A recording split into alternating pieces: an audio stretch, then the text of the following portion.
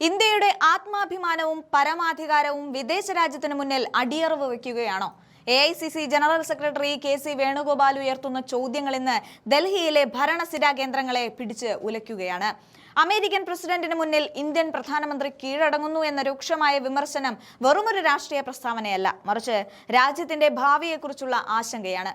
ഇന്ത്യയുടെ പ്രധാനമന്ത്രി സ്ഥാനം കൂടി ട്രംപിനെ ഏൽപ്പിക്കുകയാണ് നല്ലത്. KCയുടെ ഈ വാക്കുകൾ മോദി സർക്കാരിന്റെ വിദേശ നയങ്ങളോടുള്ള ശക്തമായ പ്രഹരമാണ്.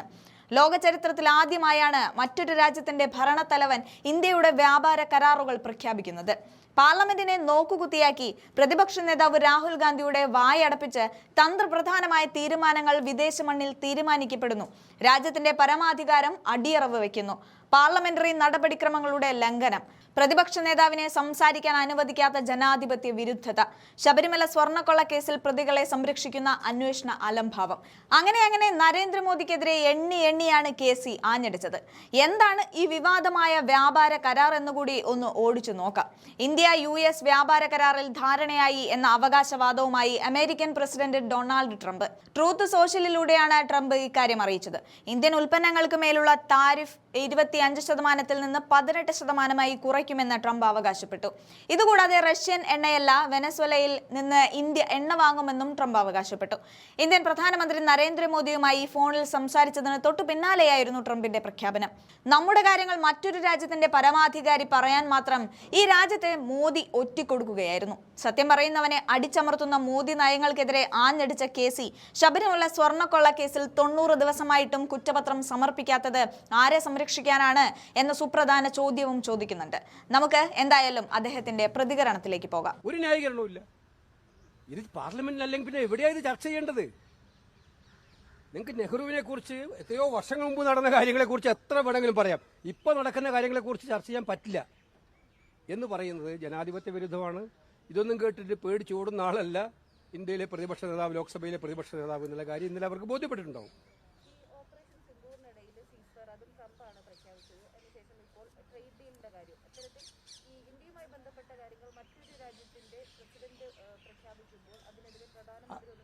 അതാ പറഞ്ഞത്, നമ്മുടെ പ്രധാനമന്ത്രിയെ നോക്കുകുത്തിയാക്കിക്കൊണ്ട് ഏറ്റവും തന്ത്രപ്രധാനമായിട്ടുള്ള രാജ്യത്തെ ബാധിക്കുന്ന പ്രശ്നങ്ങളിൽ പോലും അമേരിക്കൻ പ്രസിഡന്റാണ് പ്രഖ്യാപനം നടത്തുന്നത്. ഈ അമേരിക്കൻ പ്രസിഡന്റ് അത് പിന്നെ ഇന്ത്യൻ പ്രധാനമന്ത്രി സ്ഥാനവും കൂടെ അങ്ങ് ട്രംപിനെ ഏൽപ്പിച്ചു കൊടുത്താൽ മതി മോഡി, അതായിരിക്കും നല്ലത്. പക്ഷേ ഇന്ത്യയുടെ എല്ലാ കാര്യങ്ങളും ട്രംപിന് പറയാനാണ് അവകാശമെങ്കിൽ ഇതുപോലെ സറണ്ടർ ചെയ്യുന്ന ഒരു കാലഘട്ടം ഉണ്ടായിട്ടുണ്ടോ? എന്നിട്ട് ഇവർ പ്രസംഗിക്കുക ദേശാഭിമാനം, രാജ്യത്തിന്റെ അഭിമാനം. ഈ രാജ്യത്തിന്റെ അഭിമാനം പണയം വെച്ചിട്ട് ട്രംപിന്റെ മുമ്പിൽ കവാത്ത് മറക്കുന്ന പ്രധാനമന്ത്രിക്ക് എന്ത് ദേശാഭിമാനത്തെക്കുറിച്ച് പറയാൻ അധികാരമുള്ളത്? ഒന്നുമില്ല. തീർച്ചയായിട്ടും ഇന്നലത്തെ നിങ്ങൾ കണ്ടിട്ടില്ലേ? നിങ്ങളെല്ലാം ഗാലറിയിൽ ഉണ്ടായിരുന്നുണ്ടാവില്ലേ? ഭയമല്ലെങ്കിൽ ഞാൻ ചോദിക്കട്ടെ, രാഹുൽ ഗാന്ധി ഇത് പറയുന്നു, അവർക്കത് നിഷേധിക്കാലോ, അവർക്ക് മറുപടി പറയാലോ?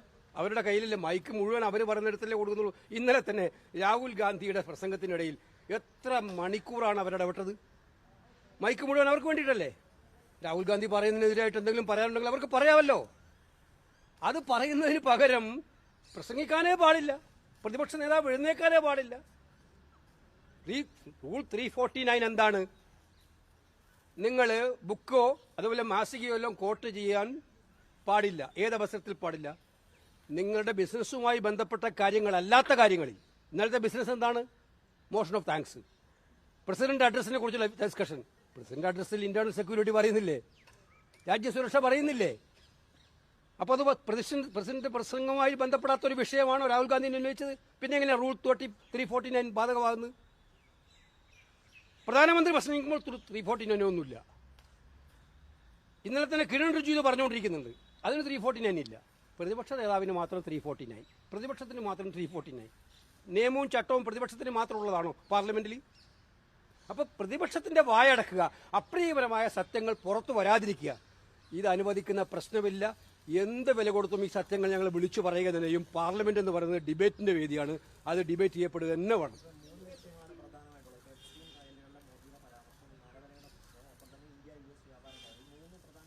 അതിൽ 3 പ്രധാനപ്പെട്ട വിഷയങ്ങളുണ്ട്. അതോടൊപ്പം നിരവധിയായിട്ടുള്ള വിഷയങ്ങളുണ്ട്. ഇന്നലെ രാഹുൽ ഗാന്ധി സത്യത്തിൽ വന്നത് വളരെ വ്യത്യസ്തമായിട്ടുള്ളൊരു പ്രസംഗവുമായിട്ടായിരുന്നു. വളരെ വ്യത്യസ്തമായൊരു പ്രസംഗമായിട്ടായിരുന്നു ഈ സർക്കാരിനോട് കൃത്യമായിട്ട് പറയാം. ഇതെല്ലാം വിഷയങ്ങളാണ് താങ്കൾ പറഞ്ഞ 3 വിഷയങ്ങൾ. അതോടൊപ്പം ഈ രാജ്യത്തിലെ ചെറുപ്പക്കാരുടെ ജനങ്ങളുടെ പ്രശ്നങ്ങൾ വളരെ സങ്കീർണമായ പ്രശ്നങ്ങൾ അവതരിപ്പിക്കാനും കൂടിയായിരുന്നു വന്നത്. ഇന്ന് പ്രസംഗിക്കാൻ തുടങ്ങുമല്ലോ, നമുക്ക് നോക്കാം.